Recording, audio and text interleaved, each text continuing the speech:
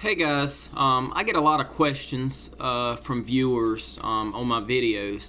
A repeating question, one I get all the time, is where to detect. I got one from the Real DV Airsoft titled Door to Door Detecting. And he was like, hey, I was wondering how you guys get people to allow you to detect in their property. I'm talking about like when you don't know the person, what do you say? What are their usual responses? How do you make the person feel comfortable and explain that you won't disturb their land? That's a good question and one that we get all the time. First off, we ride through old towns and kind of scout out.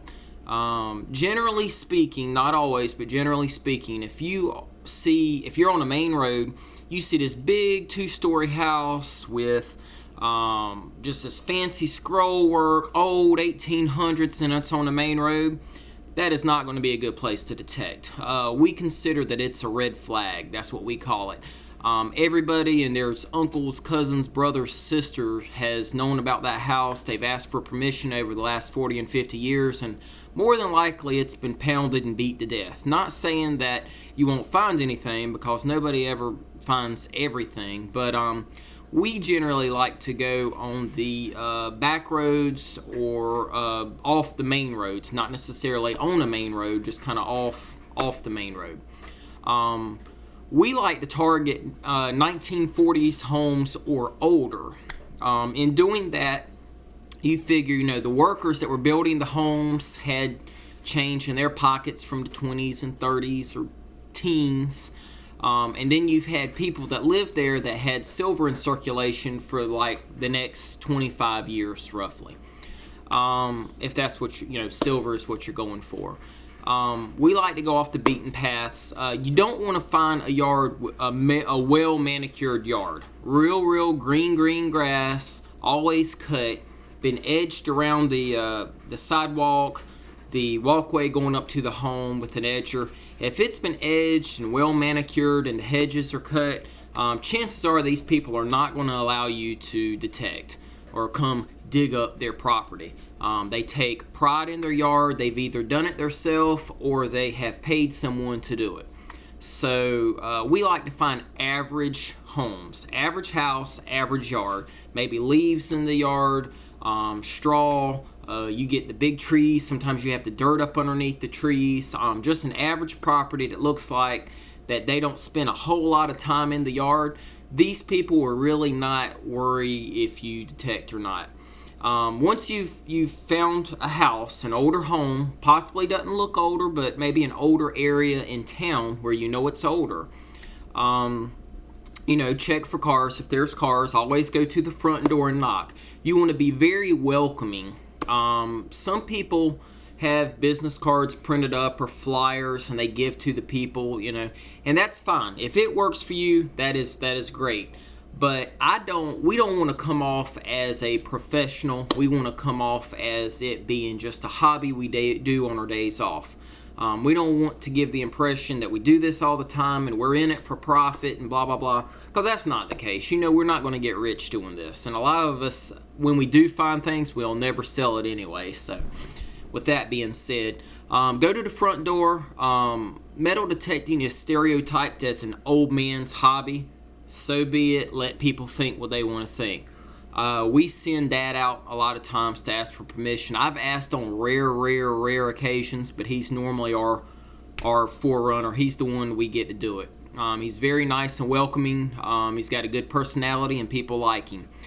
People come to the door. You want to tell them who you are, where you work, or who you work for. Shake their hand.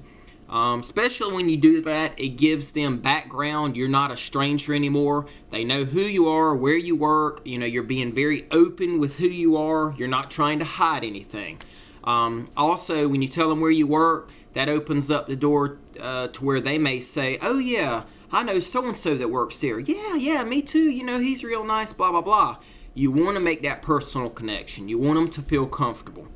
But anyway, tell them that you work here on your days off as a hobby. You love to metal detect and look for the old weedy pennies. Let them know that you're not out trying to find $20 gold coins or hunt for buried treasure. that you get excited just off a weedy penny. Dad says that so much. He said, yeah, I get real excited over just a weedy penny.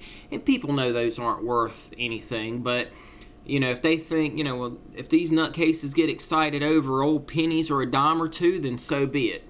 So that's what we do. And if the yard looks halfway in between okay and manicured, tell them, you know, you use the cloth, you use a little garden trowel. Always say garden trowel, because everybody's familiar with gardening and planting bulbs and plants. And just let them know you're not coming out with no bulldozer or traco. You're not out with shovels digging big deep holes. You use a little garden trowel. You cut a round 6-inch plug.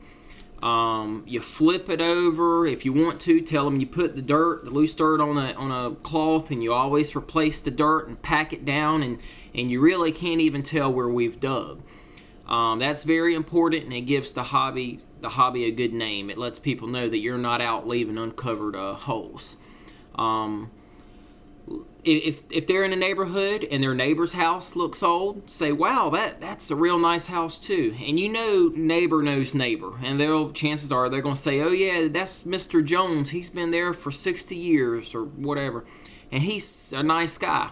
So then you go over there and knock and say, hey, Mr. Jones, I'm so-and-so. I work here. I was just over at your neighbor's Miss Anderson's house, and she spoke very highly of you. We just come from over there metal detecting, looking for old Wheaties. And that lets him know, or the neighbor know, that his neighbor and us have had a positive experience. Everything went well. You're not out digging up holes. He was spoken very highly of, and we're going over there as a recommendation from the neighbor. We call it networking. You want to just keep getting a lead and then going to the next lead, because you know one of the hardest parts in this hobby is finding a place to detect. So you know, let everybody know that's what you're out for, and you're not out to get rich.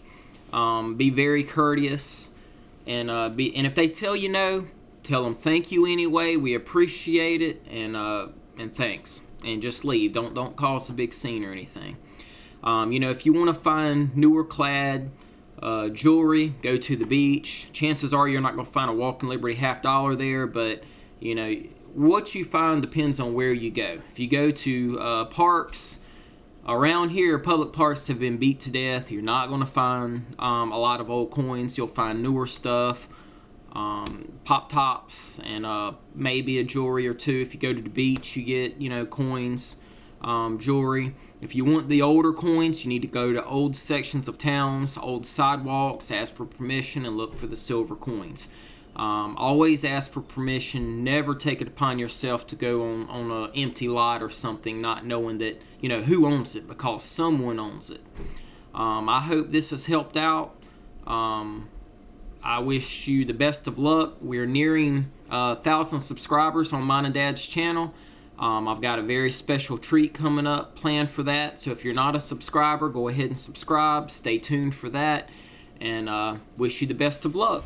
Talk with you later.